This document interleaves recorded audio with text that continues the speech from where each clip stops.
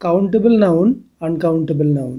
Countable noun হলো এমন কিছু নাম যেগুলোকে গোনা যায় বা যাদের সিঙ্গুলার এবং প্লুরাল ফর্ম থাকে, যেমন একটি বই, দুটি বই, অ্যাপেল, চেয়ার, ফ্লাওয়ার, পেন ইত্যাদি। আনকাউন্টেবল নাউন হলো এমন কিছু নাম যেগুলোকে গোনা যায় না এবং যাদের কোনো প্লুরাল ফর্ম হয় না, যেমন water, milk, sugar, advice, air, honesty ইত্যাদি।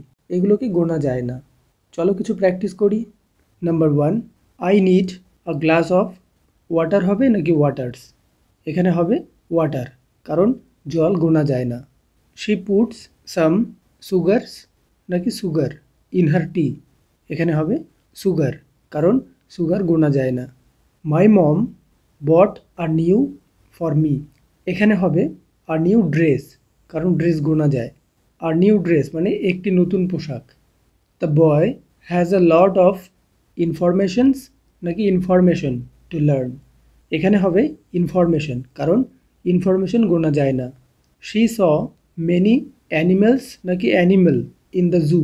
এখানে হবে অ্যানিমেলস, কারণ ম্যানি মানে অনেকগুলো বোঝায়।